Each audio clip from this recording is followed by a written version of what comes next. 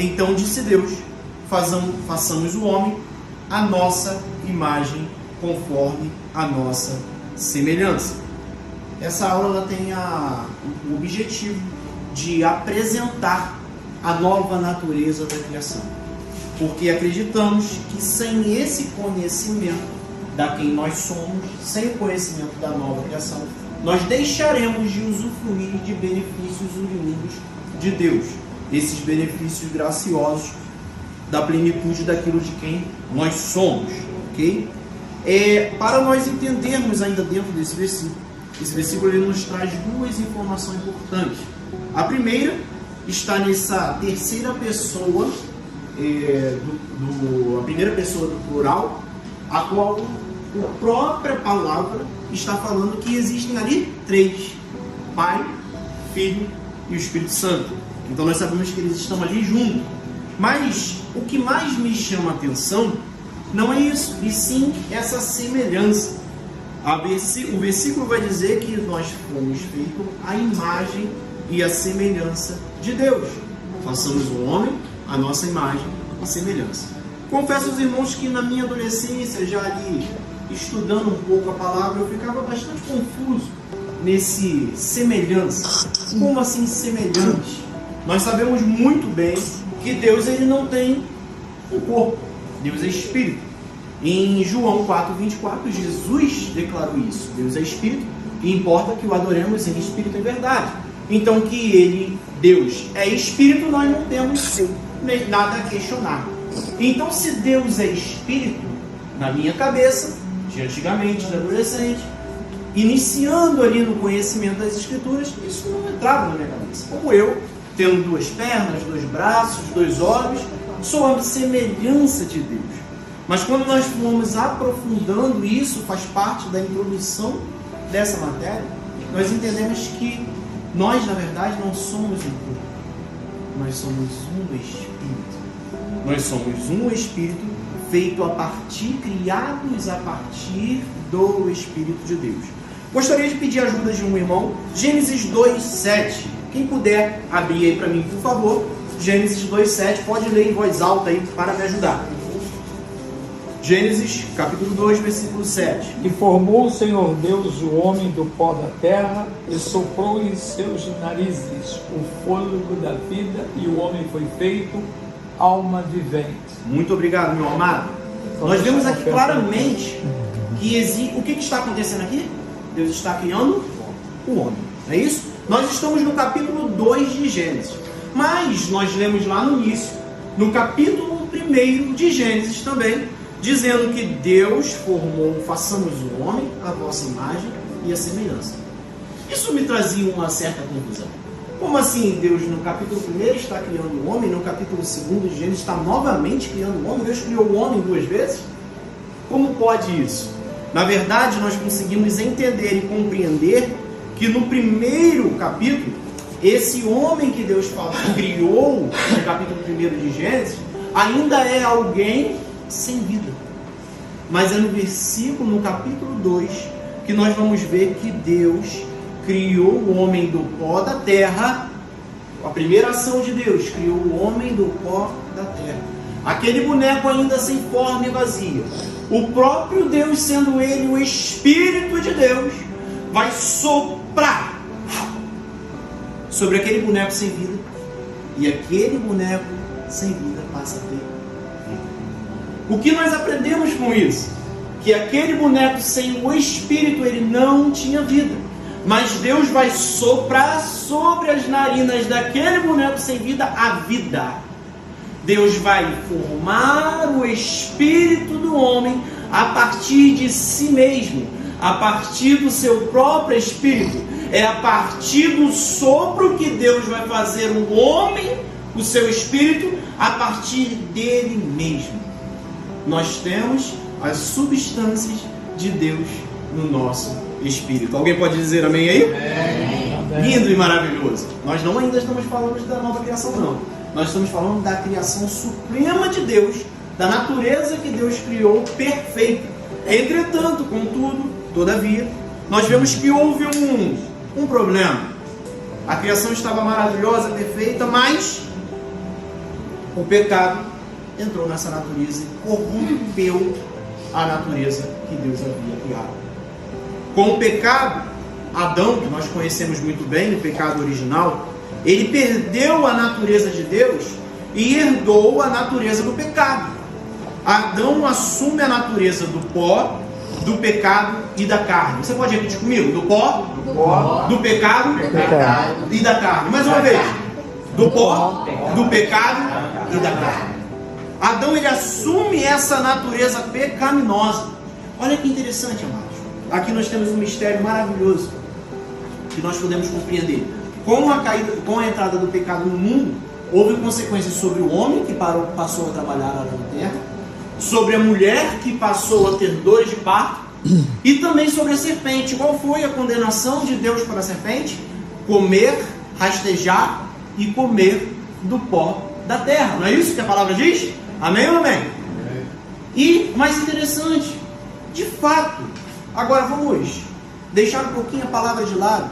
Por acaso a serpente de hoje, ela come o pó da terra? Ela se alimenta do pó da terra? Não se alimenta da pó da terra. Então a Bíblia está sendo mentirosa? Faça isso, Roberto, que você está falando aí. Olha que interessante, olha que revelação maravilhosa. O homem, ele foi feito a sua carne do pó da terra. E a serpente, ela come do pó. Ela come da carne do homem que não está com Deus. Quando o homem sem Deus ele peca, ele está alimentando a serpente. Toda vez que um homem caído, sem a nova criação, sem Jesus, ele peca, ele está alimentando a serpente. Você entendeu? Forte, né? Maravilhoso, isso aí. Esse é o delito e o que ocasionou aquilo que corrompeu a natureza de Deus. Contudo, nós sabemos que os efeitos do pecado, ele decorreu não somente sobre os autores iniciais do delito, do pecado, mas sobre toda a humanidade, que agora uma humanidade corrompida, uma humanidade caída. Gênesis 3, 21 vai dizer assim: o Senhor Deus fez roupas de pele e com eles a vestiu. Deus vai sacrificar um animal para cobrir a vergonha e o pecado de Adão e Eva, do homem e da mulher. Contudo, nós sabemos que esse ato, ele é um ato temporário, porque Deus tinha um plano maior. Aí agora nós vamos entrar na nova criação, no aspecto de nova criatura. Quando Deus ele envia Jesus Cristo para um sacrifício perfeito, Jesus pagou o preço para nos fazer nova criatura. 2 Coríntios 5,17 vai dizer: se alguém está em Cristo, nova criatura. Amém. É impossível nós tomarmos ou assumirmos sermos uma nova criatura se não for em Cristo. Só existe uma possibilidade de restaurarmos aquilo que foi perdido, o pecado. Nós só podemos restaurarmos a respeito e através de Cristo, através da nova criação que só vem por intermédio de Cristo. Nicodemos não entendeu isso. Nicodemos chega diante de Jesus vira para ele e fala: é necessário vos nascer de novo. Nicodemos vira para Jesus e fala assim: como, mestre? Como eu, sendo velho, posso entrar no ventre da minha mãe e nascer novamente? E Jesus chama a atenção dele dizendo: Nicodemos, sendo tu mestre em Israel, não consegue entender dessas coisas espirituais? Só se chega a nova criatura por intermédio de Cristo. Um animal, um pet, ele pode comer comida de gente, ele pode vestir roupa de gente, ele pode dormir em cama de gente, mas ele nunca vai ser gente. Ele sempre vai ser um pet. Para nós sermos nova criatura, nós só conseguimos ser essa nova criatura através de Cristo, como diz 2 Coríntios 5:17. Amém? Amém. Aleluia. Com o pecado, Adão se tornou outra natureza. Adão se tornou outra natureza. Somente Cristo poderia trazer ao homem perdido a nova criação. E ele mesmo falou isso em João 10:10, quando ele diz: o ladrão vem apenas para matar e destruir. Mas eu, o próprio Cristo, vim para trazer vida com abundância. Vida com abundância. Aí você pode aplaudir o Senhor? Esse é o Deus que dá vida ao homem perdido, ao homem distante de Deus. É através de Cristo que Deus vai derramar a vida de Deus em nós, a zoe de Deus, a zoe de Deus. O espírito recriado, ele é semelhante ao de Adão, mas ele não é igual. Por que não é igual, Roberto? Porque a natureza de Adão, ela não era uma natureza recriada, ela não tinha Jesus. E qual é a diferença? Adão não tinha o Espírito, o próprio Deus dentro de si. Mas nós, como nascemos em Cristo, nos tornamos nova criatura. Em nós acontece o maior milagre de todo o mundo. O Espírito, o próprio Deus, começa a habitar dentro de nós. O Espírito de Deus dentro de nós. O Espírito de Deus dentro de mim e dentro de você. Aleluia! E já caminhando para o final. Romanos 8:29. Pode abrir comigo? Abre comigo, para a gente analisar uma palavra aqui que está ecoando aqui no meu coração. Romanos 8:29, pequenininho o versículo, vai dizer assim. Romanos 8:29, quem for abrindo vai me acompanhando. Vou seguir por causa do horário. Pois aquele que antemão conheceu, também o predestinou para serem conforme a imagem de seu Filho, a fim de que ele seja o primogênito entre muitos. Esse versículo, ele vai trazer uma palavra, que é essa palavra conforme. Essa palavra conforme, ela é oriunda do grego saimos. O que diz esse grego saimos?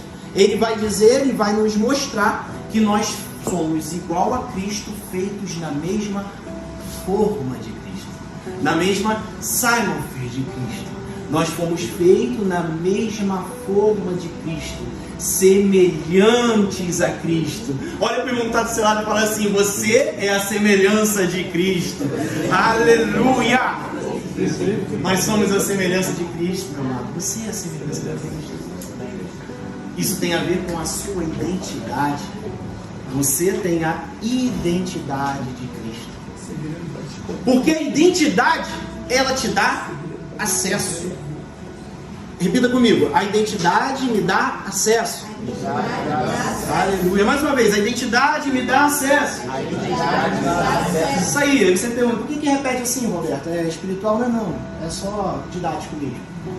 A identidade, ela nos promove acesso. Vamos a um exemplo: a CNH. Aqueles que têm sua CNH, a CNH lhe permite conduzir um veículo. Sem a CNH, você não pode conduzir, você não tem esse direito, você não tem esse acesso. Você pode ter o seu passaporte, que lhe dá o direito de transitar para outro país, para outra nação. Essa é a identidade. E você, meu amado, você tem a identidade de Cristo. A sua identidade é de nova criatura. E essa sua identidade, ela te dá acesso a Deus. Aleluia. Você pode dizer amém? Amém. Eu sou a semelhança de Cristo. Eu sou filho amado. Você pode dizer comigo? Eu sou a semelhança de Cristo. Eu sou o filho amado. E para encerrarmos, eu sou o que a Bíblia diz que eu sou. Eu sou o que a Bíblia diz que eu tenho.